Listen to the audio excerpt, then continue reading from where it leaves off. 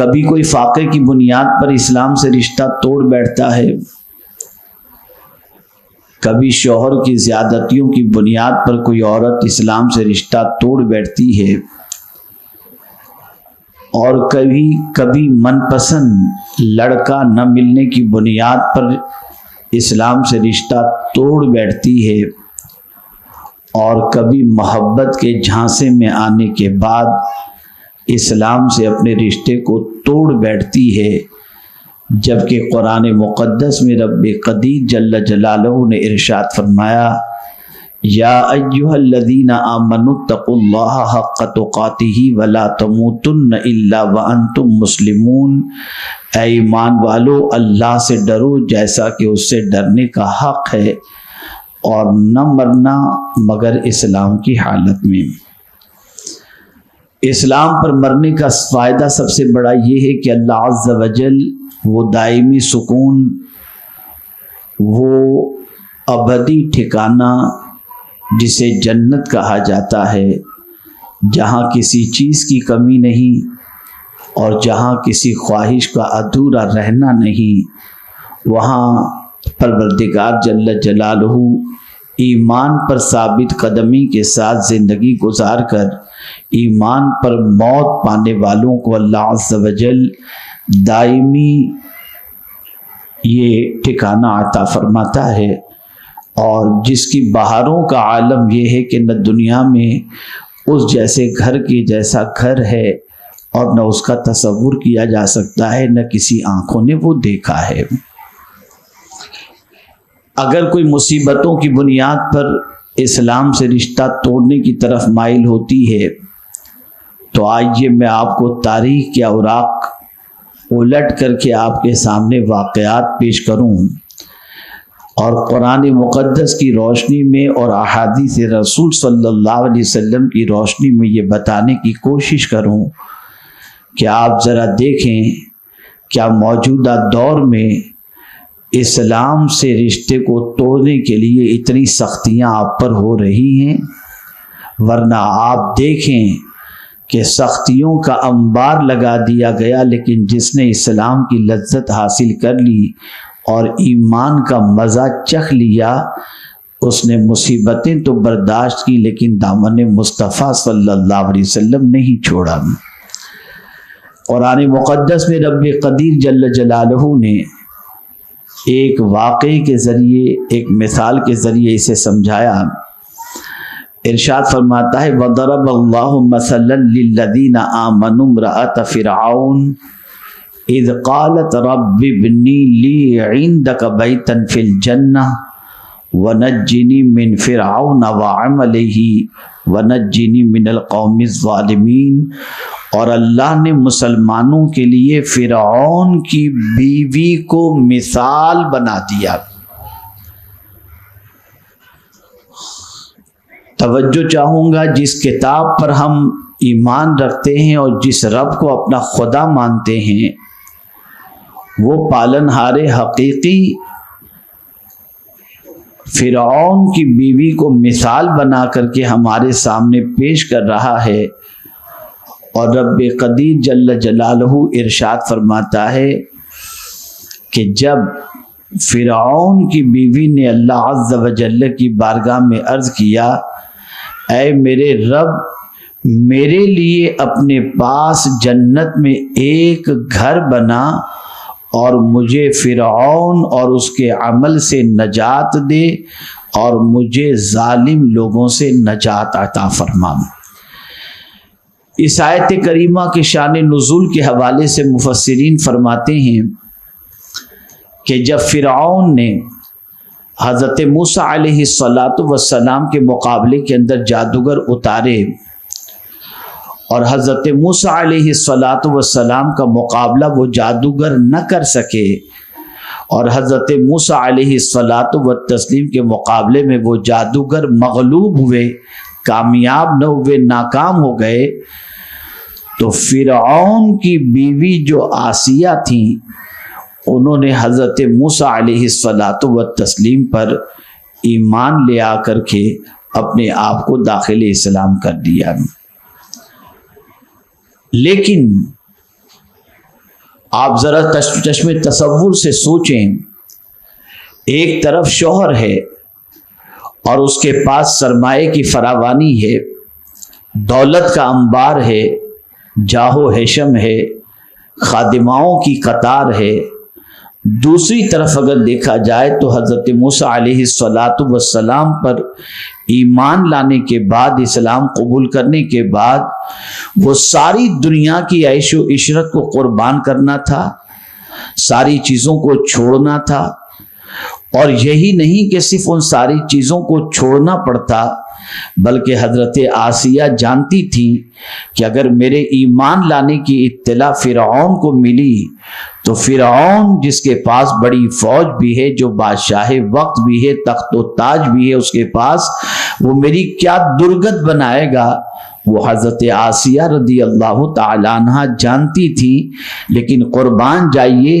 اسلام کی عظمتیں ان کے سینے میں اس طریقے سے راسخ ہو چکی تھیں اور گھر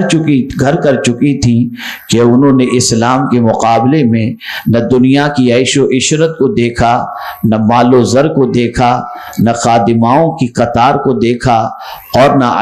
عیش و عشرت کو دیکھا، نہ اپنے شوہر کو دیکھا، بلکہ حضرت موسیٰ علیہ السلام پر ایمان لائیں۔ اللہ اکبر۔ جب فرعون کو پتہ چلا کہ اس کی بیوی آسیہ حضرت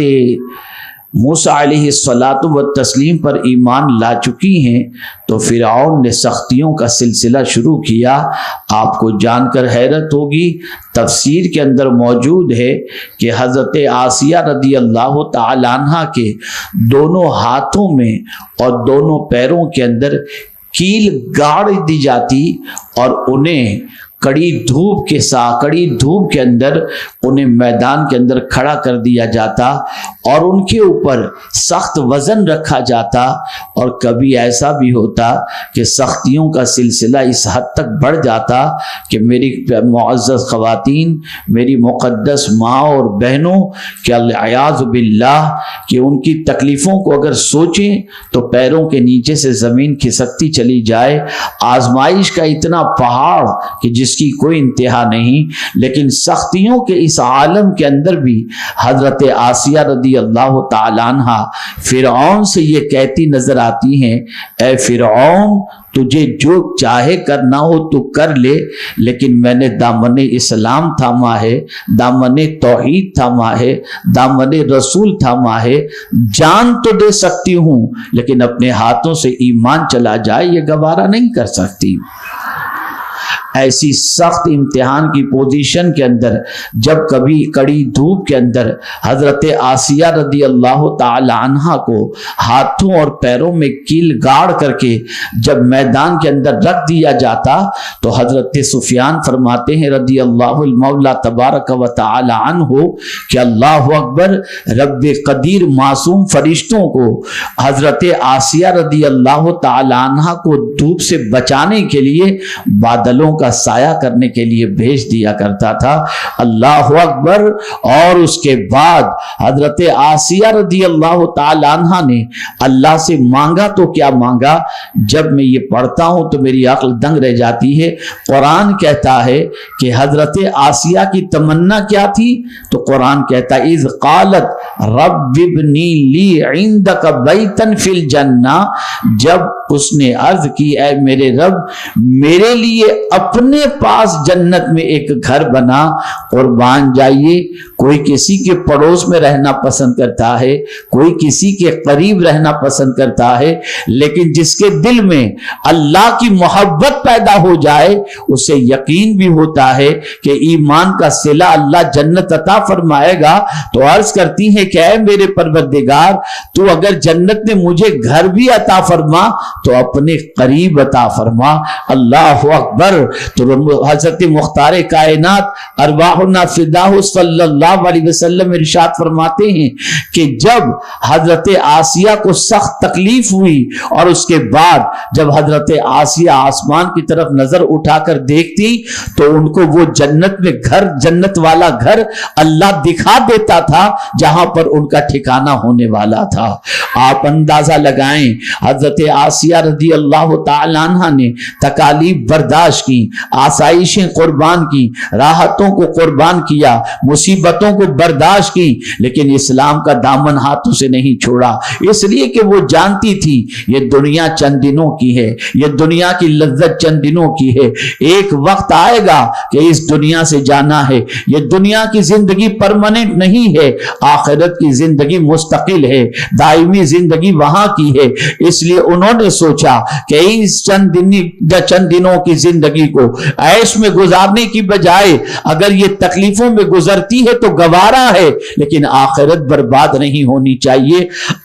आखिरत तबाह नहीं होनी चाहिए। इसके लिए उन्होंने हर सऊबत को गवारा किया, हर मुसीबत को गवारा किया, हर तकलीफ को गवारा किया, हर जुल्म को गवारा किया, लेकिन दामन इस्लाम उन्होंने नहीं छोड़ा। और फिर अल्लाह की बारगाह में अर्ज करती हैं, रब्बि नज्जिनी मिन फिरऔन व अमलिही, ए अल्लाह मुझे फिरऔन से और उसके अमल से और जालिम कौम से नजात अता फरमा। अल्लाह अकबर। मेरे प्यारे आका सल्लल्लाहु ताला अलैहि वसल्लम के प्यारे दीवानों, परवरदिगार जल्ल जलालहू ने उनकी दुआ को शर्फ कबूलियत से नवाजा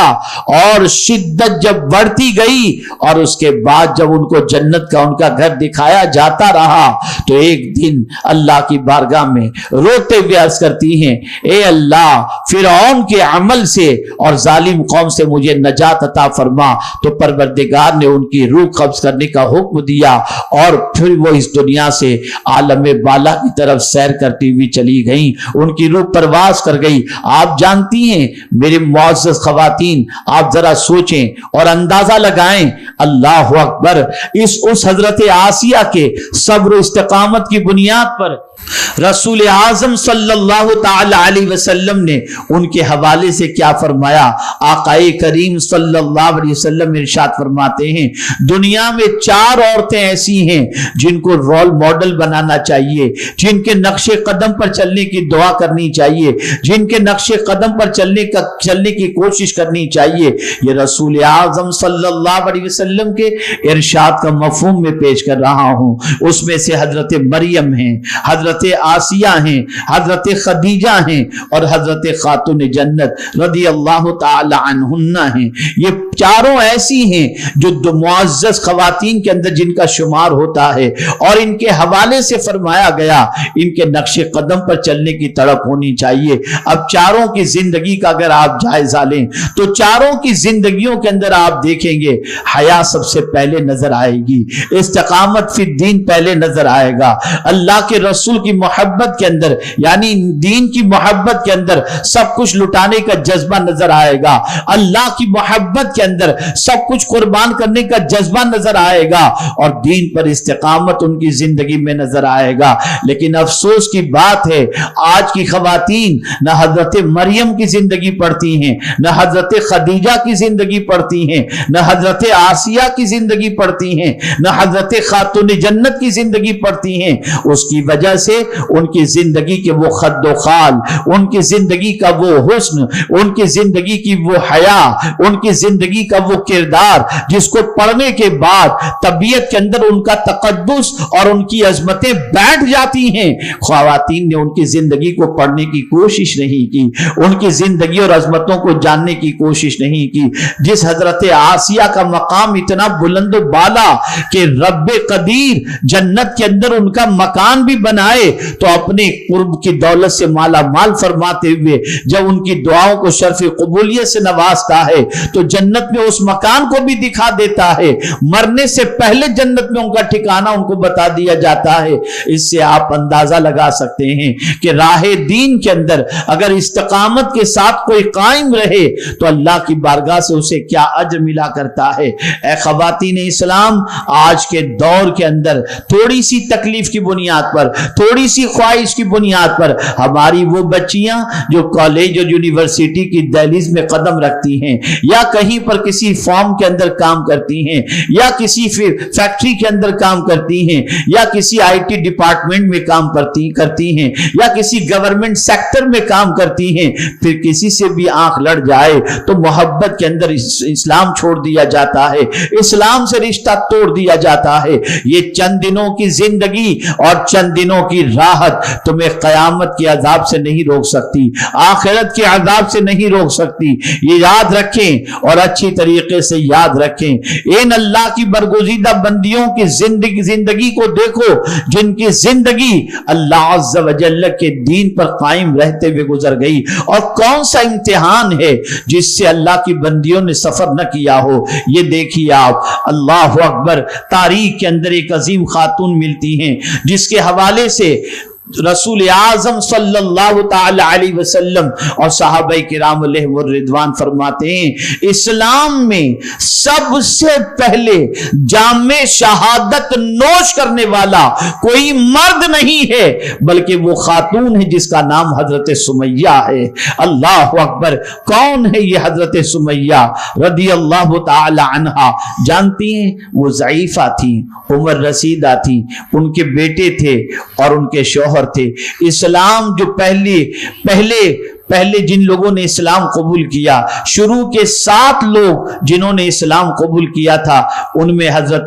अम्मार भी हैं, हजरत यासर भी हैं, हजरत खब्बाब भी हैं, हजरत सुहैब रूमी भी हैं, हजरत बिलाल भी हैं, हजरत खदीजा भी हैं। ये बड़ों की बात कर रहा हूं। मौला अली ने बचपने में इस्लाम कबूल किया, छोटे थे और इस्लाम कबूल किया, लेकिन बड़े लोगों में इस्लाम कबूल करने वाले जो शुरू के 7 हैं, उसमें हजरत सुमैया भी हैं, उनके शौहर भी हैं और उनके बेटे भी हैं। ये इब्तिदाई दिनों में इन्होंने इस्लाम कबूल किया। अल्लाह अकबर, आप जानते हैं बुढ़ापे की दहलीज पर थी, ज़ईफा हो चुकी थी, दामन इस्लाम को थाम लिया था, और जब उनके इस्लाम कबूल करने का इल्म लोगों को हुआ तो वो जानती थी कि इसकी सजाएं कितनी सख्त होंगी, कितनी तकलीफों से गुजरना पड़ेगा। अल्लाह अकबर, हजरत सुमैया की दावत पर उनके शौहर ने भी इस्लाम कबूल किया था, उनके बेटे ने भी इस्लाम कबूल किया था। तो हजरत सुमैया रदी अल्लाह ताला अन्हा को सख्त अजियतें दी जाती, सख्त तकलीफें दी जाती, यहां तक कि हजरत सुमैया रदी अल्लाह ताला अन्हा को लोहे की जंजीर से जकड़कर कड़ी धूप के अंदर बिठा दिया जाता, ज़ईफा होने के बावजूद भी, ताकि धूप की वजह से लोहा पिघले और लोहे के पिघलने की वजह से उनके जिस्म को तकलीफ पहुंचे और रसूल आजम का दामन वो छोड़ दें। लेकिन हजरत सुमैया ऐसे आलम में भी मुस्कुराते हुए कहती थी, जिसे ईमान का मजा मिल जाए उसे दुनिया की कोई तकलीफें परेशान नहीं कर सकती। मैं देख रही हूं ईमान का सिला क्या है, मैं देख रही हूं अल्लाह की मोहब्बत का सिला क्या है, मैं जानती हूं अल्लाह के रसूल का पैगाम और अल्लाह के रसूल कितने सच्चे हैं। इन तकलीफों के अंदर झेलते हुए उन्होंने जिंदगी गुजारी, कोई परेशानी ऐसी न थी जो उनके सर से न गुजरती हो, लेकिन इस्लाम नहीं छोड़ा, दामने इस्लाम नहीं छोड़ा, साबित कदमी का मुजाहिरा किया। यहां तक कि एक मर्तबा अबू जहल ने हजरत सुमैया से कहा, ऐ ज़ईफा, उसने तौहीन आमेज लफ्ज इस्तेमाल किया। मैं उस सहाबिया के सिलसिले में उस लफ्ज को नकल करना नहीं चाहता, लेकिन अदब के साथ कहूंगा। उसने कहा, ऐ ज़ईफा, तूने अपने शौहर को भी वरगला दिया है,